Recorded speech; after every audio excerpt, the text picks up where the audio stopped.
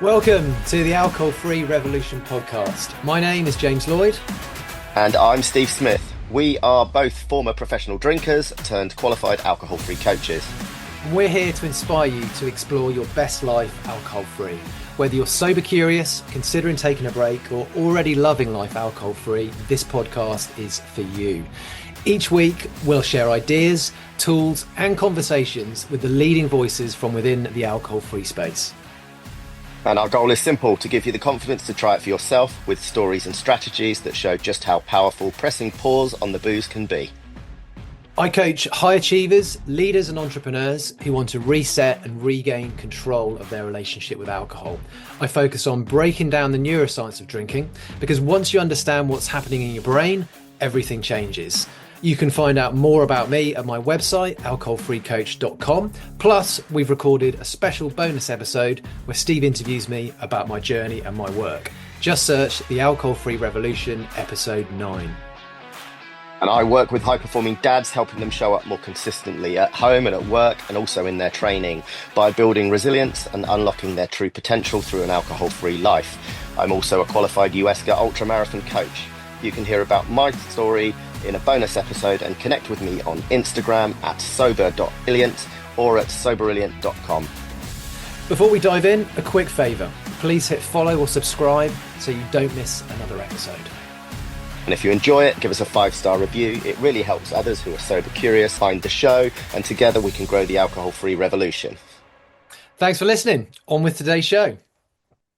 Welcome back to the Alcohol-Free Revolution podcast.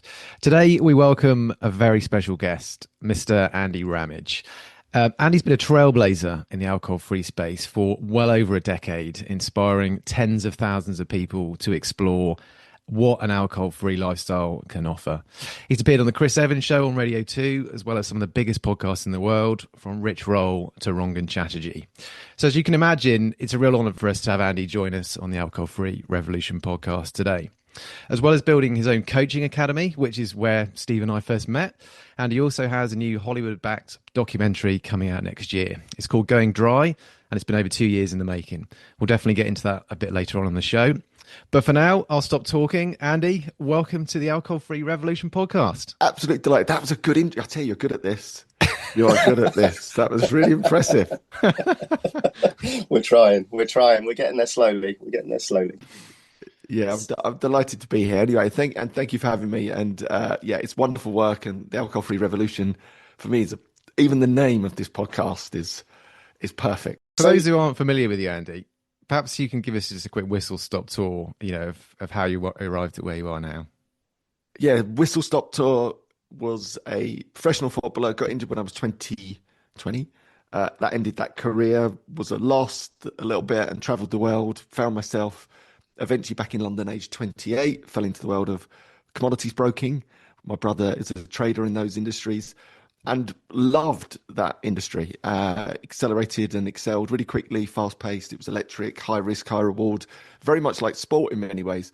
The difference being, unlike sport, you were able to go out and entertain constantly, and there was no rules when it came to socializing, and that was part of the job. And that included lots of drinking, lots of partying, let's say.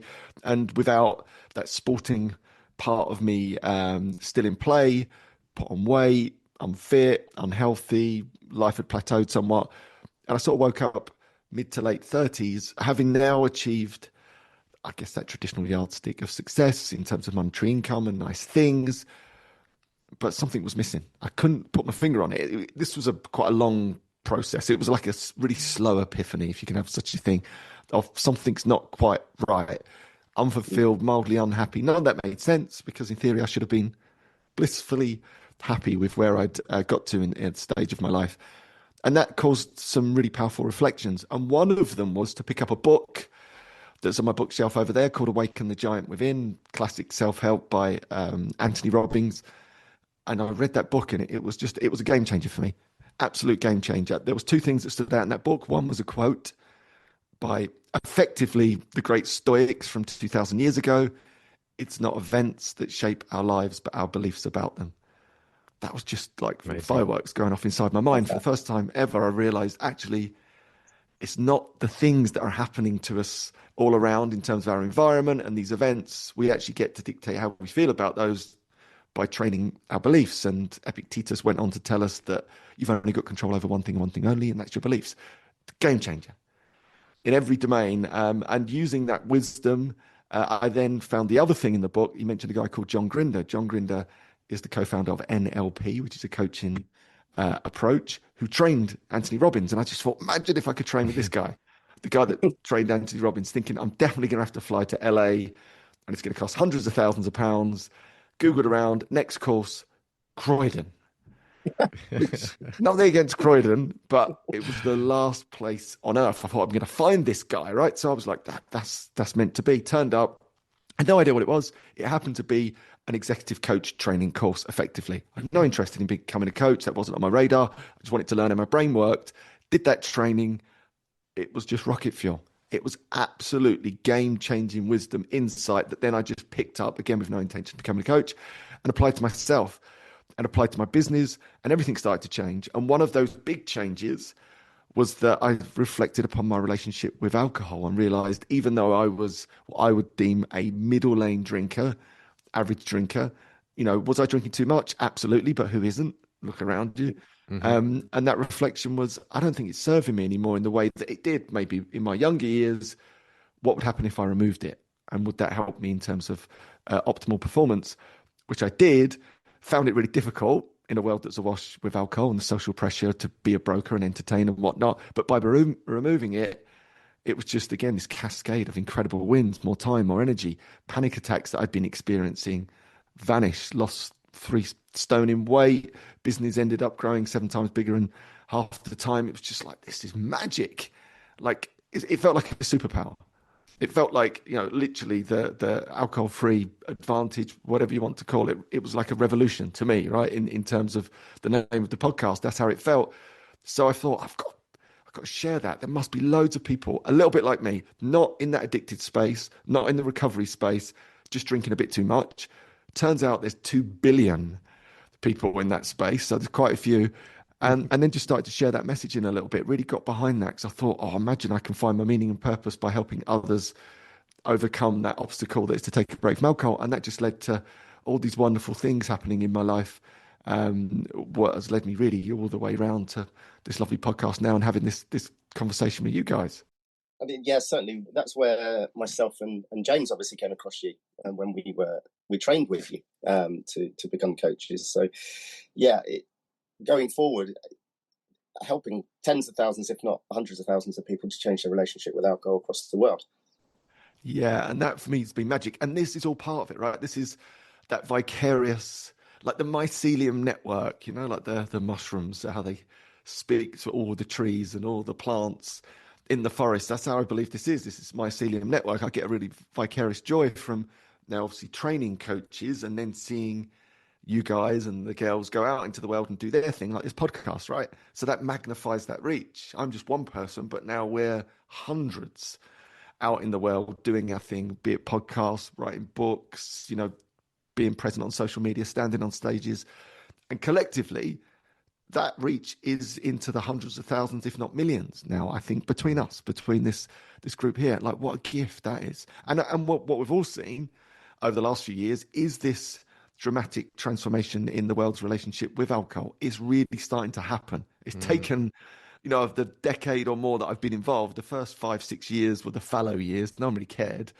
There was no sort of moving anything. It was like me, trying to push up that flywheel, but it just really feels in the last couple of years that wheel's turning now, and it's really gaining momentum. And you're starting to see the stats come through. Some recent research out of the US, only 54% of adults are identifying as drinking anymore. That's a dramatic. You think of that is a cultural shift we haven't seen since for hundreds of years, since prohibition, since they took alcohol away. Massive changes happening. I think that's really exciting. What do you think's causing that shift?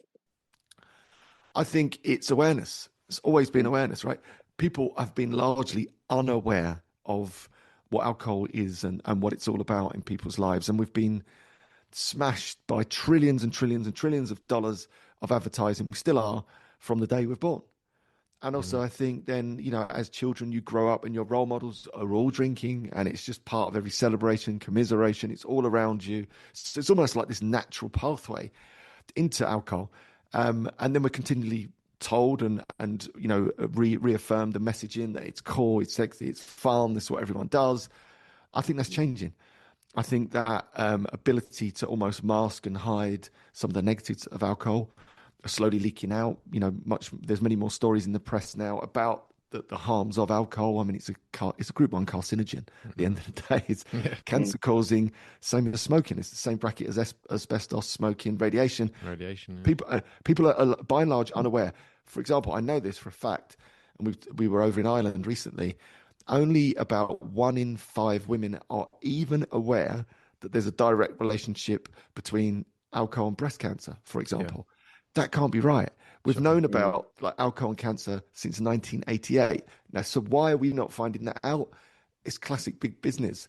The alcohol industry is involved in absolutely everything. They're so skillful and clever. They sponsor anything and everything that might have a media style presence, so that those type of information have been largely suppressed. Our governments are weak in that regard as well, because they get lobbied and pressured by the massive industry that is alcohol. So they're just not making this information widely available.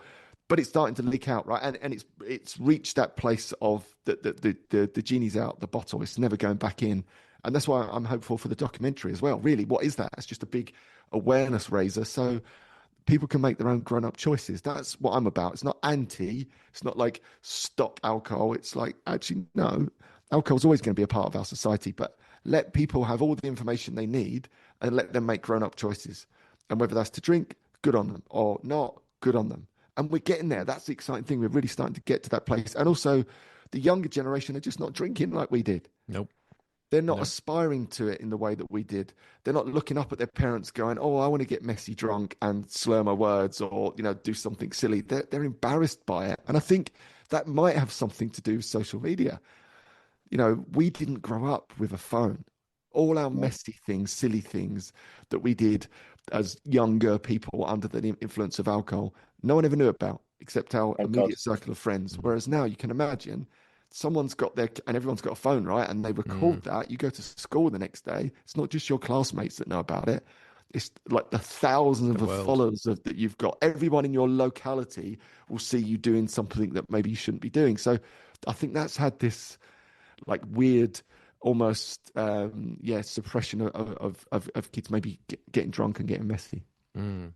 I think as well, it's obviously you've got 2 teenage girls, right? So obviously you're hearing it straight from the ground level, as it were. But I think there's also an element of how people socialize now as well, because a lot of people are socializing online, whereas obviously we're of the same generation where we get a bottle of Thunderbird and go down the park and hang out with your mates and that kind of thing. Teenagers aren't necessarily doing that so much now. So I think that's technology in that regard, I think, is also impacting people's behaviors. But it's really interesting though, because I think where do you see it in 10 years time? Obviously there's been a huge cultural shift in the last sort of 5 to 10 years, and where do you think it's going? Where do you think it's going to be in 10 years? I think it'll be at parity, if not starting to slip into alcohol being in the minority. So what I mean by that is 50-50. And that was my dream, actually. When I got into this 11, 12 years ago, I thought, wouldn't it be wonderful if we could get to a place where half of your friends drink and half of them don't?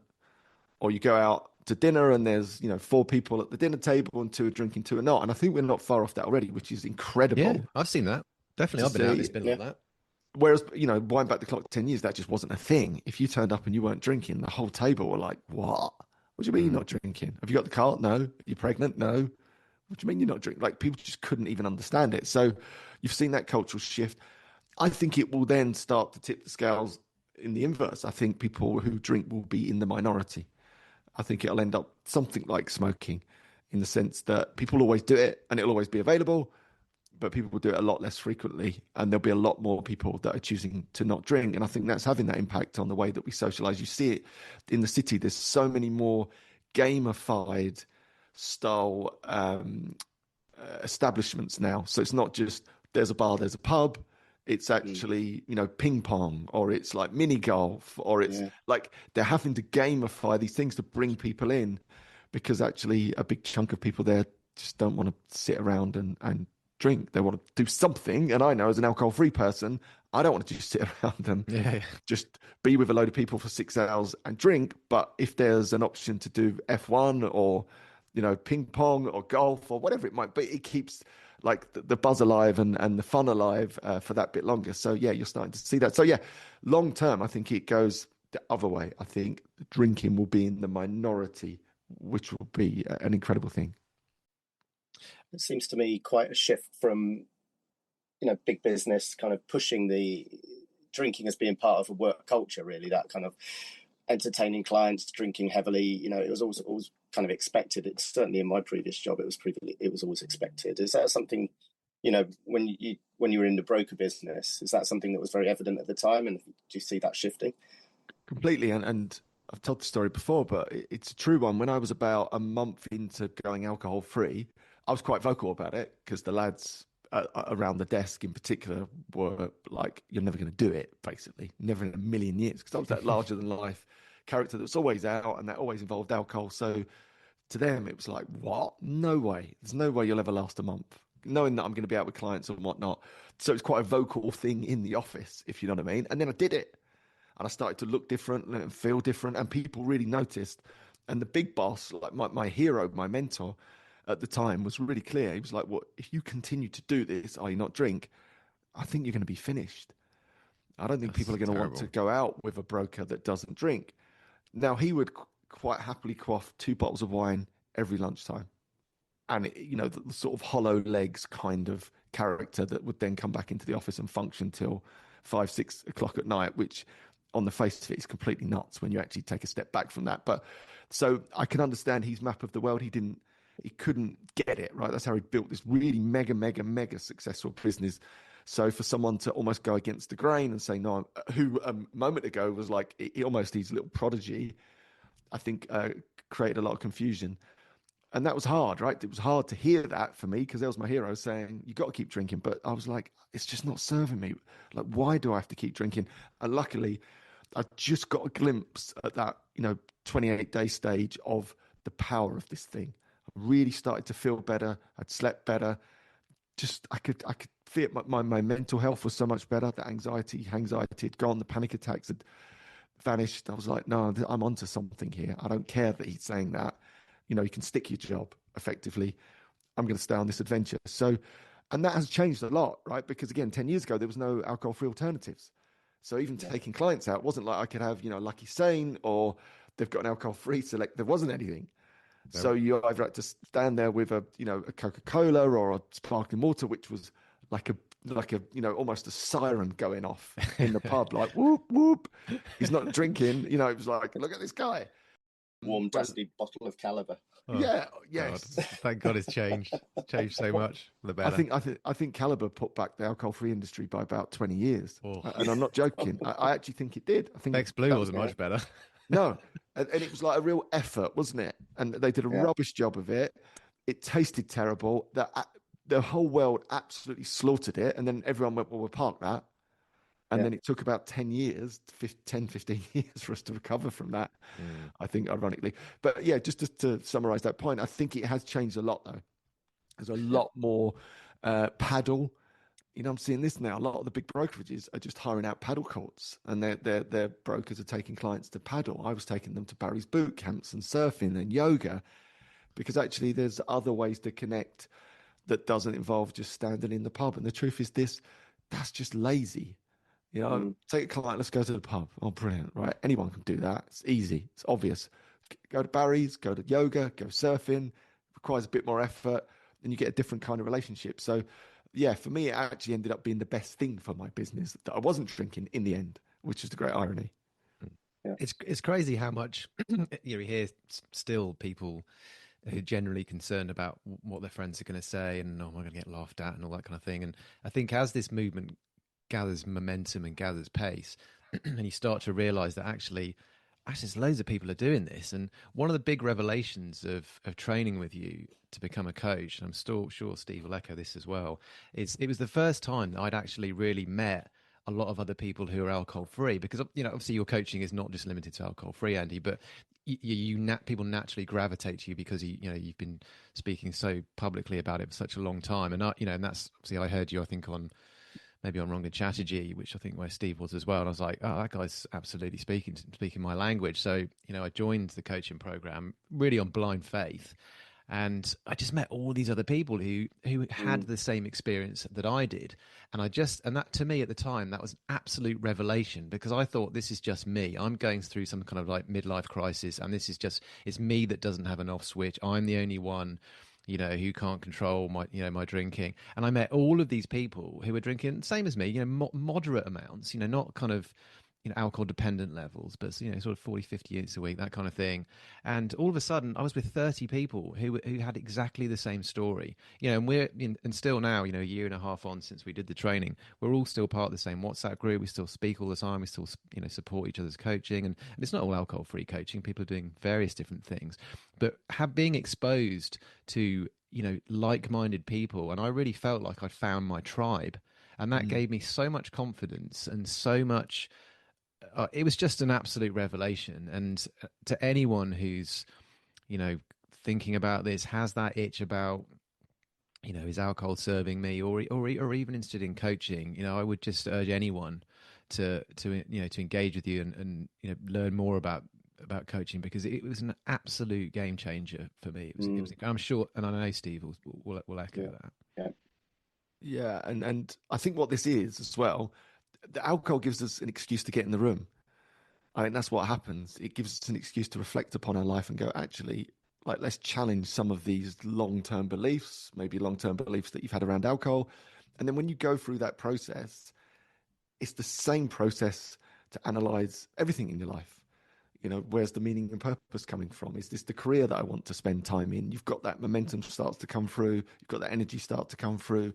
Again, lots of people then get to that space down the line after that self-development of, I want to give back and contribute and add value and feel like I matter, which leads them, I think, naturally to, occupations like coaching, for example, where you get a chance to leverage your life skills and your work experience to give back and contribute. And ultimately, it's this lovely sort of self-development journey, really, that we all go on, that I feel really lucky for the fact that we've all had a relationship with alcohol that's got us in the room together and woken us up to the fact there's more to this short and precious life, and actually we can really get hold of it. And by being alcohol free, giving us the time, the energy, the clarity, the momentum, the confidence, like, life just gets so much more exciting. There's so much more that we can do with this short and precious life. We don't have to stay stuck in careers or relationships or lives that actually are not serving us anymore. We can really get hold of our lives and create the life that we want to lead. And I think that's what I see continually happen with so many people on this journey.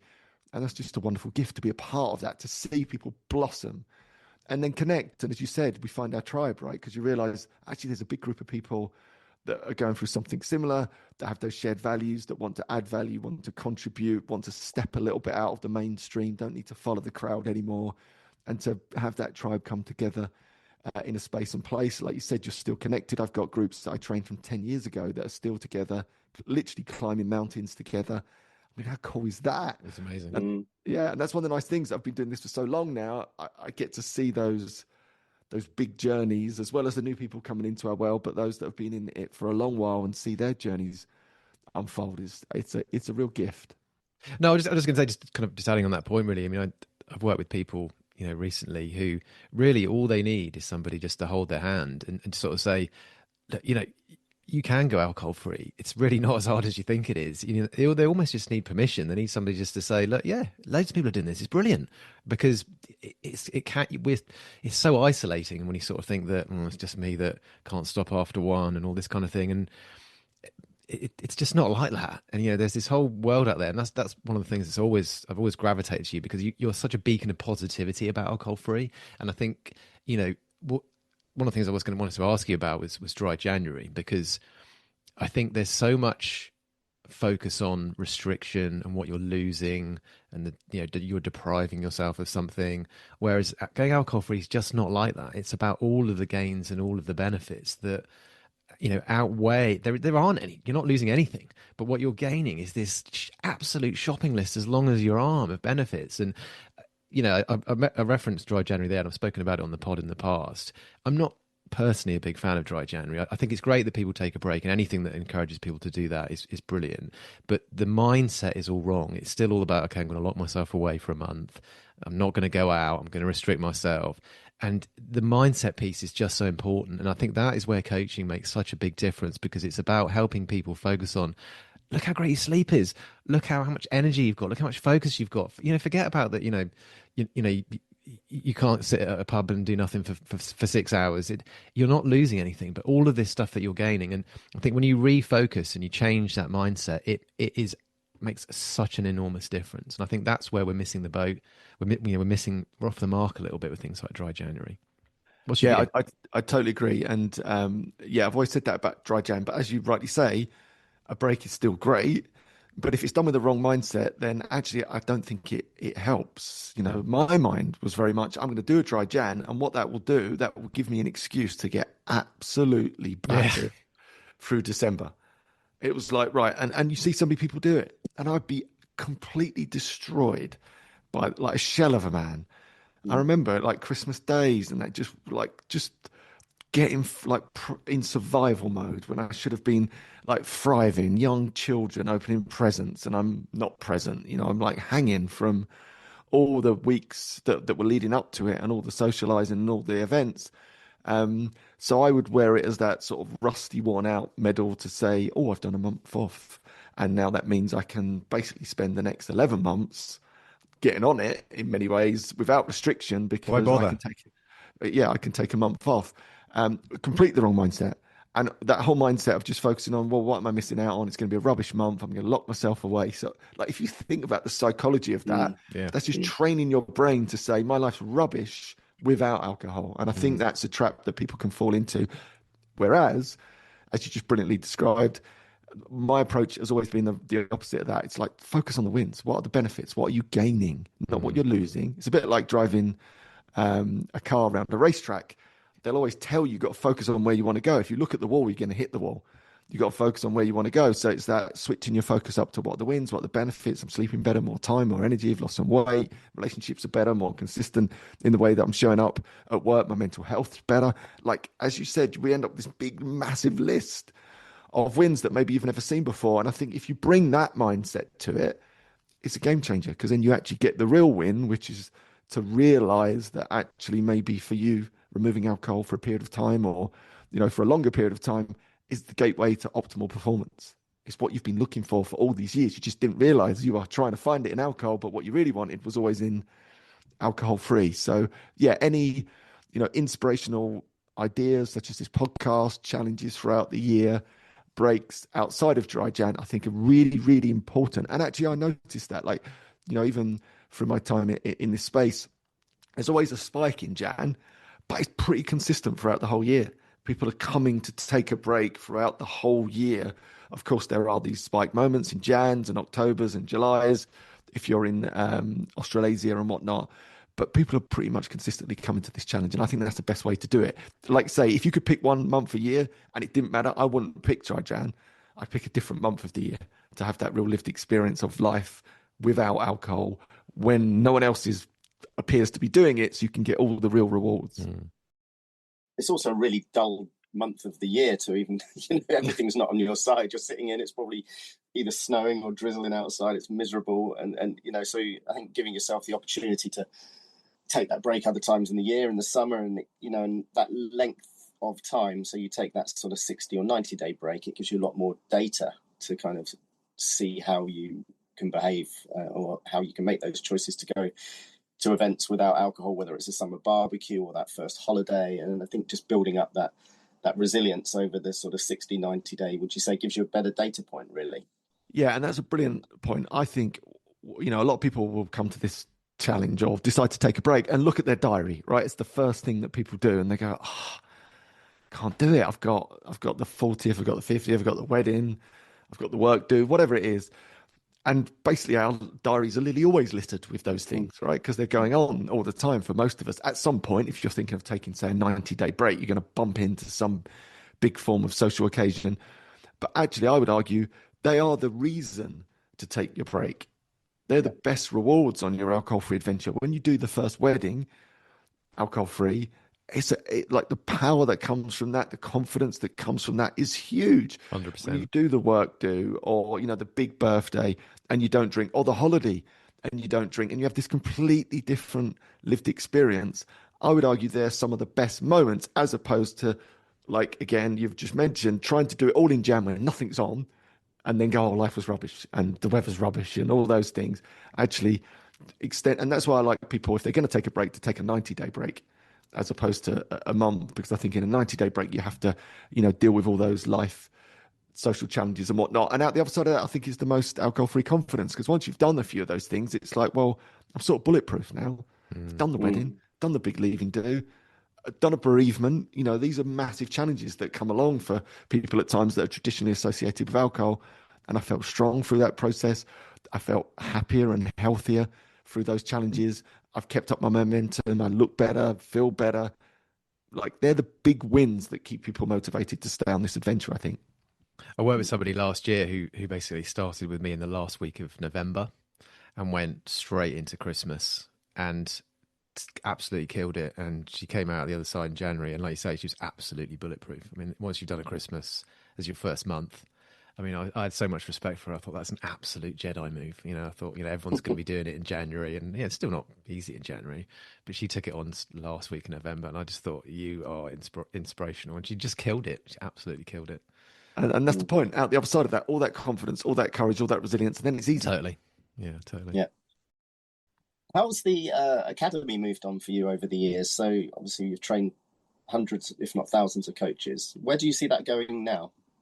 So we are just about to rebrand it as the Coach Business School.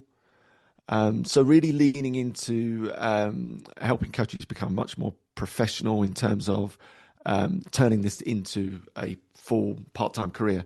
So really adding in the business element to it in a bigger way, because I think that's what I've noticed over the last few years, that we all love the coach training part of what we do and the learning, but actually, for those that do want to turn it into a business, and just to be clear about that, I think probably 50% of the people that come to the training just want to do it for the self-development, like I did initially, and then that maybe sparks an interest in actually becoming a coach or turning that into a career. But for those that do want to turn it into a career, really leaning into the business side of it, because ultimately it is to run a small business of sort as a solopreneur, or soulpreneur as I like to call it. So really leaning into that side of things, the positive psychology, which I love, really trying to get people into this place of professional coaches in many ways, so that they can make a really impactful career from it, whether that be, as a standalone and inviting in clients, or actually going to work in big corporations or for organizations as coaches, because that side of it is just exploding in a huge way. I mean, you'll probably struggle to find, even now,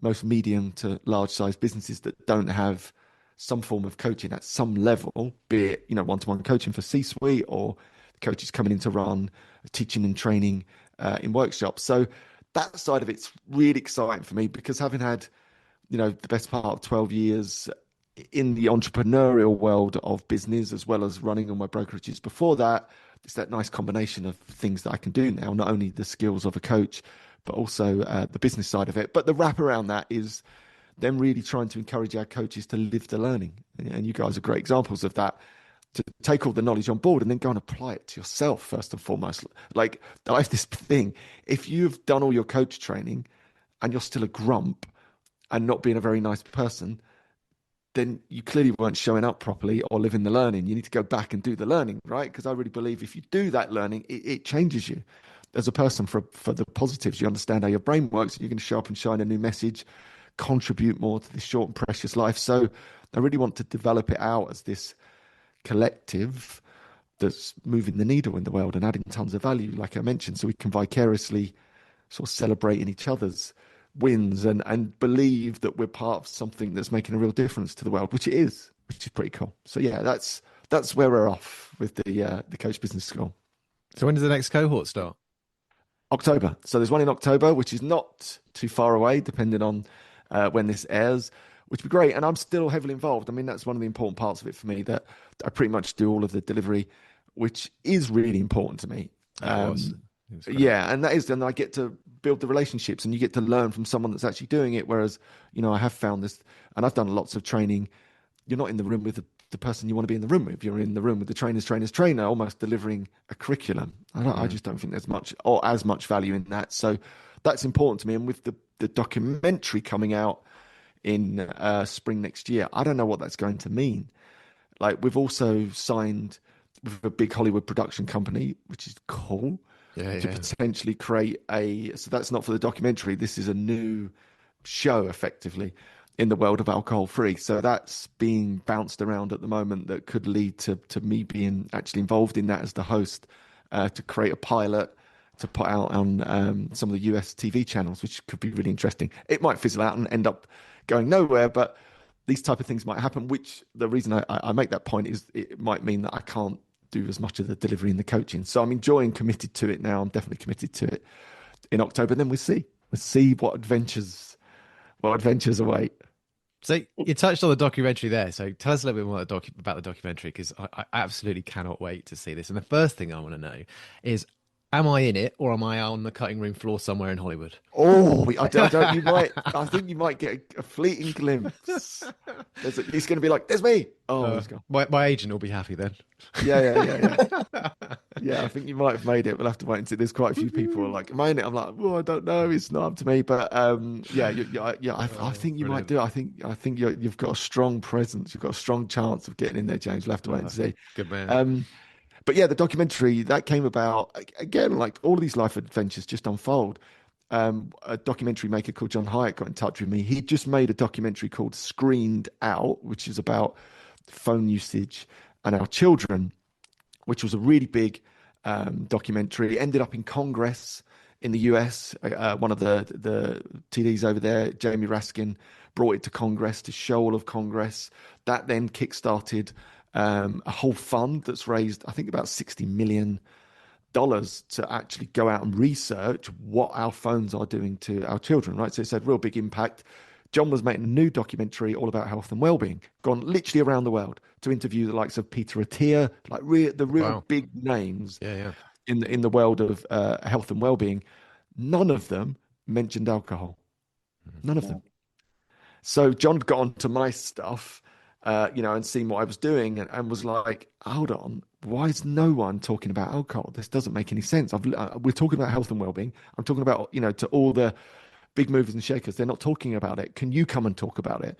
Of course, I said a word.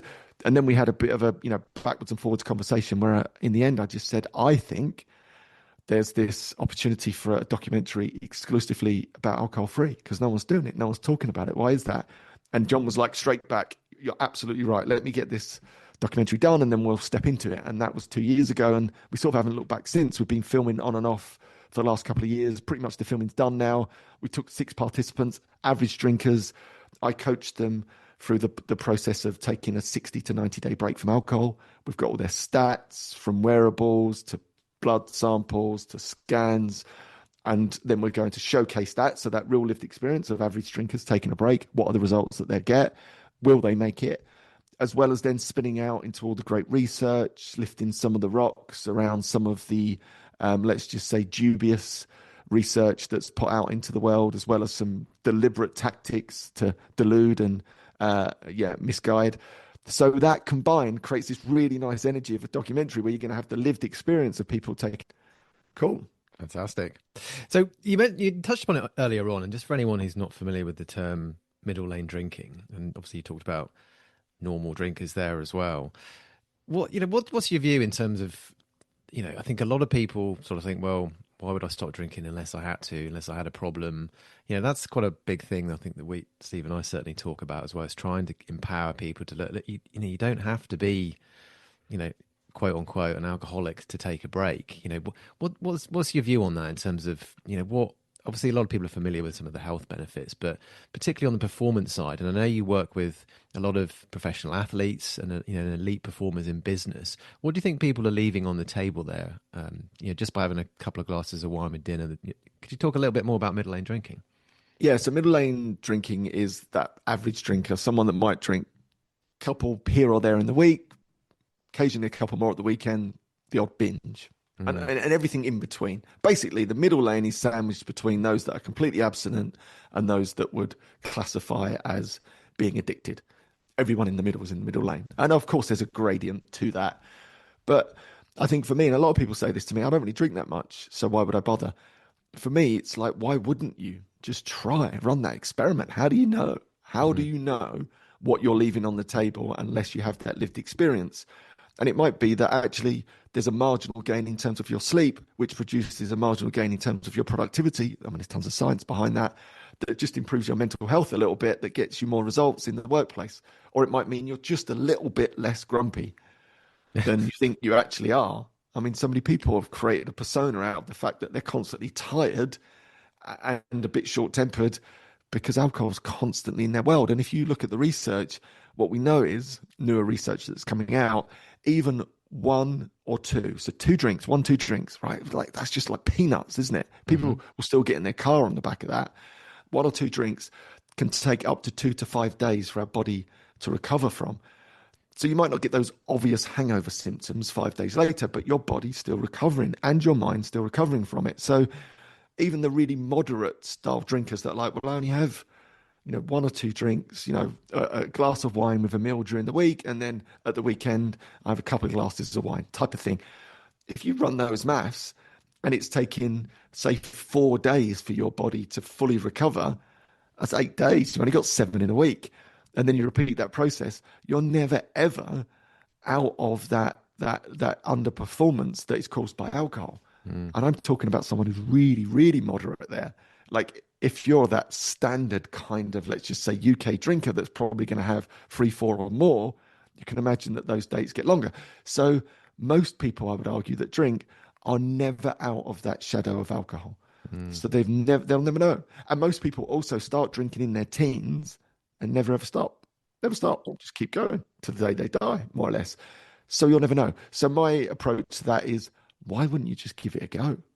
Like if you run the numbers, that, a 90-day break is something like 0.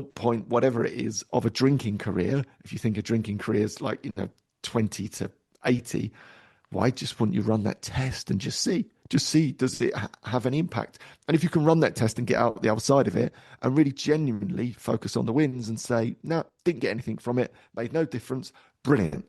At least you've given yourself that lived data. But if you get out the other side and go, actually, yeah, that sort of mild anxiety's gone, or I definitely felt a bit more time, I perform better at work, my relationships are a bit better.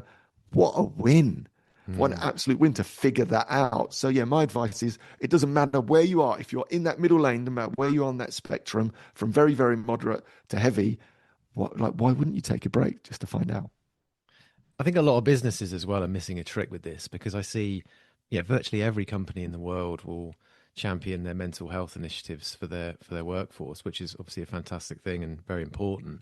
But I see so few businesses speaking about middle lane drinking as addressing middle lane drinking as a performance enhancer, and not just for people's mental health, because obviously alcohol affects drives depression, anxiety, and stress, but that's well established. But in terms of the performance benefits, just even from a revenue perspective of businesses that actually address this, that if you can get 1% more out of your staff, just as an absolute baseline figure, why wouldn't you? But I feel like we're missing a massive trick with this, because a lot of businesses will be able to have support, in place for people who have a severe alcohol dependency or an emergency situation. But, of course, when you talk about middle lane drinking, when you look at the far end of the spectrum in terms of dependency, it's only about 1% of the adult population. It's only about 500,000 people, which clearly is something that we need to support. But this huge bracket in the middle that you're speaking about, I feel like there's such a huge opportunity for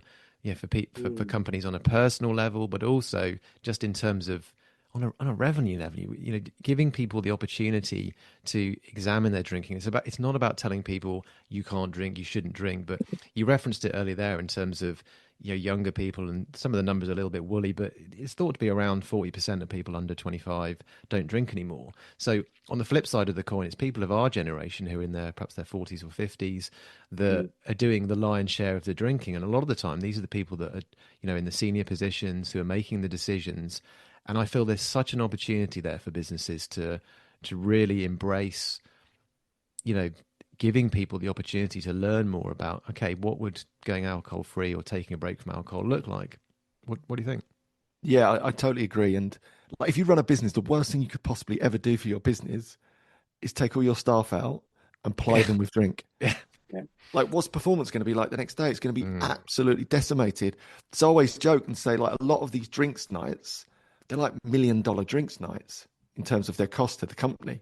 Technically, they might spend 10 grand and put it behind the bar and, provide all the drink and alcohol for their teams at night. But if they're high producing teams and that team turns up on a Friday and they're all in pieces, the knock-on consequences of that drinks night could be that's $1 million drink night. It's like you say, it's a week. Yeah. Could be could be a week gone. In terms of your recovery. So then, the Dollars. employees are then held accountable for their behaviour, and it rolls onto that as well. Well, exactly. So, right, all those, the unwanted behaviours that can lead to lots of trouble often appear, don't they, in and around alcohol, as well as underperformance. And then, you've done all this hard work. Mental health first aiders and people are, I've been to some of these amazing organisations that have got sleep pods and mental health first aiders, all this wonderful support. And then, of course, take all their staff out on a Friday night, pressure them to drink. And we'll talk about that because it is a pressured environment. If you, and then this is what people don't understand, basic psychology. If you are the CEO of a company and you turn up and you have a drinks night and you're drinking and you're the one that's leading the charge and you've really laid this on, which most organizations do, what message does that send to the directors? Yeah. Well, I want to be part of the tribe. I don't want to be the one that puts my hand up and says, I'm not drinking tonight. So I need to drink. And probably 50% of those directors don't want to drink because they've got a big meeting the next day. They've got a sales call the next day. What message does that send to the managers? Well, I don't want to be thrown out the tribe. All the directors are drinking. The CEO's drinking. I'm going to be drinking, right? Then that's 50% of the managers are drinking that didn't want to drink. What does that say to like the line staff? I don't want to be thrown out the tribe. Think about that. It's completely bonkers, isn't it? You've just set this cascade of social pressure of probably 50%. Let's say it's 100 people. There's 50 people that didn't want to drink. And maybe almost all those 50 people are now drinking. Those 50 people, 100 in total then, wake up the next day. They're anxious. They're tired. They got in trouble at home. They're never going to show up and perform in the way they would normally do because you pressurize them to drink effectively. And no one's seen that from a psychological point of view. So I think we have to just completely flip the script when it comes to the way we socialize in our groups in the workplace. And if that is drinks night, make the alcohol free up front, present and center. And if you are the leader of an organization, lead with like strength and don't drink. Send a really powerful message to all of your staff that you can choose. Because I am the top man or girl. I'm not drinking. I choose to not drink. And that sends a brilliant message. That gives people much more flexibility all the way down that curve. And the 50% that want to drink will drink. The 50% that don't drink won't drink. I think that's a really skillful thing to do. So, I think we have to change that landscape. And the businesses that don't see that are missing out. But predominantly, it's because the senior people are all drinking. Yeah. It's inclusivity as well, right? It's creating a united culture rather than a divided one. And also, if you've got younger people coming through now that are by and large not drinking, so it's the older people that are leading and the young people are like, what? We have to go to sit at the pub and all these old people falling about, talking nonsense, being lured or whatever it is. Like, they're like, no, I don't want to be part of this organization. And I know a lot of younger people that are like, I've got no interest in that. And if that's the way they do it, I'm out. Because I'm going to go somewhere else that doesn't do it like that. Because I don't want to be stuck in a pub with a load of drunken older people talking absolute nonsense on a Thursday night, every Thursday night. I want to be in Barry's, getting fit and healthy. So show me a company that leads with that. So I think they'll start to miss all the top talent as well. I think that really sums up where the shift is going, really. So I feel, Andy, we could talk forever on this part, and it's been great having you on. I mean, just in terms of any advice you'd give to anyone that's kind of just starting to question that relationship, where would you advise them to start? I think that the key is in that final word is to start. It's just to take a break. Don't wait for the perfect moment or a dry Jan. Why not start like now? If you just listen to the podcast, you're feeling it, maybe you're feeling that motivation, start today and just run it as a test. That's all it is. It's just a test for 28 days or 90 days or whatever you feel comfortable with. And with that focus on, all the wins. What are the benefits you're going to gain?